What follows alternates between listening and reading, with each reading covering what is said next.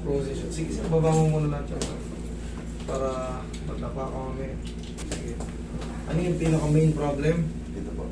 Frozen shoulder. Ano nangyari sa'yo? May mga semplang po ba tayo sa motor? Ganyan? Wala na. Laglag sa mga hagdan-hagdan? Basta na lang sumakit. Kailan mo sumakit? Ano yung tawag yun? Yung bako. Yung parang spring. Spring. Oo. Medyo mali may pressure. So, pag-gising ko nung nakaraan, siyempre, athletic ako. Babasid ko kiniyanda, nag-stretching ako nun. So, yun, hindi naman siya sumakit. Pero nung gabi, Doon na. doon na. Parang Mga ilang araw na, ilang linggo, ilang buwan. mag-isang buwan. Ganun. Isang buwan. Okay, sige.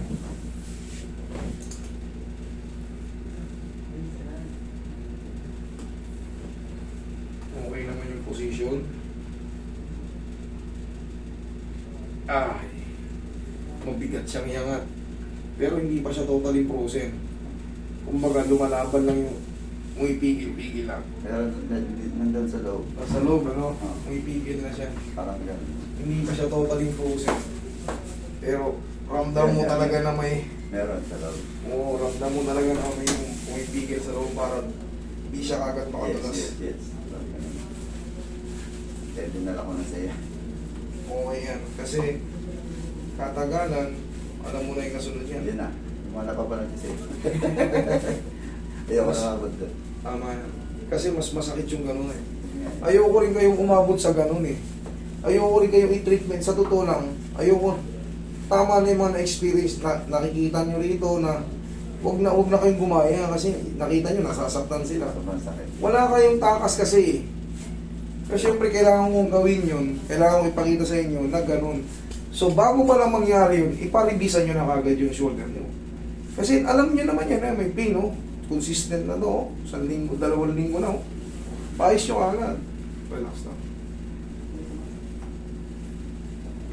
Madalas kong binibilin yan. Tapos yung mga diabetic person, yan. Siyempre, agresibo yan. Dahil nga nasabi ng doktor, 90% sa inyo, bibisita kayo ganyan. Kaya kailangan.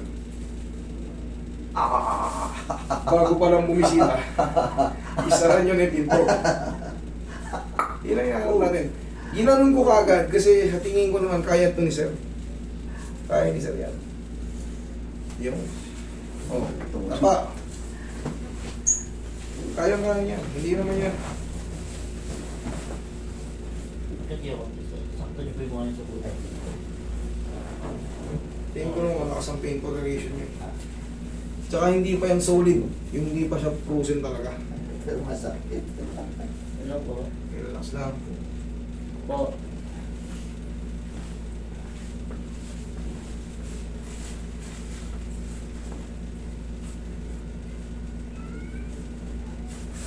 Yan, Isidro Ramos po.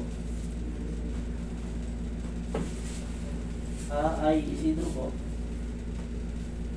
Isidro. Sige po, isend ko po.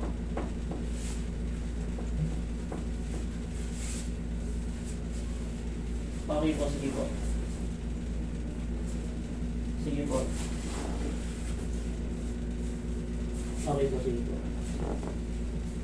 Sige po. Sige po. Yan. Yan, sir. Pasok.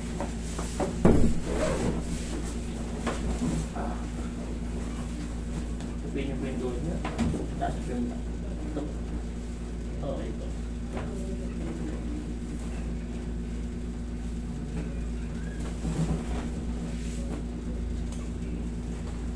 Relax lang. Inhale. Exhale.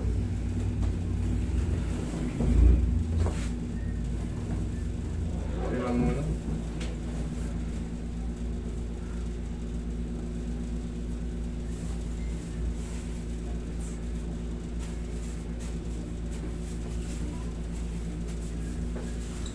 Sige po ka.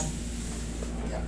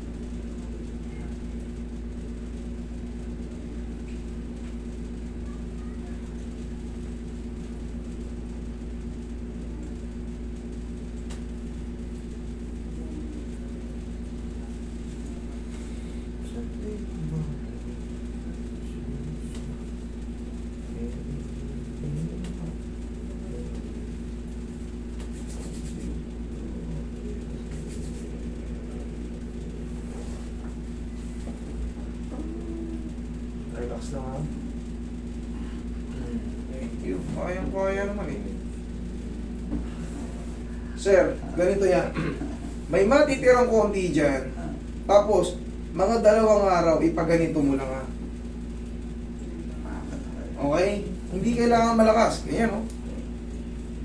Hindi kailangan malakas. Sino pang mga kasama sa bahay? May kasama kang lalaki ron? Wala. Puro kang babae. Puro kayo babae ron. 3 yung anak kong babae. Asawa ko. O, sabihin mo lang sa mismo ganito. Nakaupo ka na niya, ganito. Hindi niya kailangan nakasalan.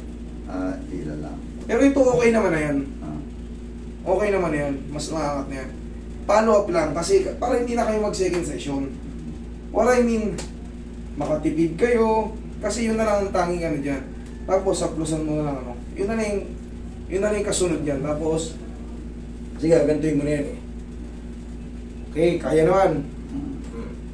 Tsaka yan, kanina pigil na pigil eh. Kung mapapansin mo, mas maluwag na siya. After 2 days, ganunin mo lang.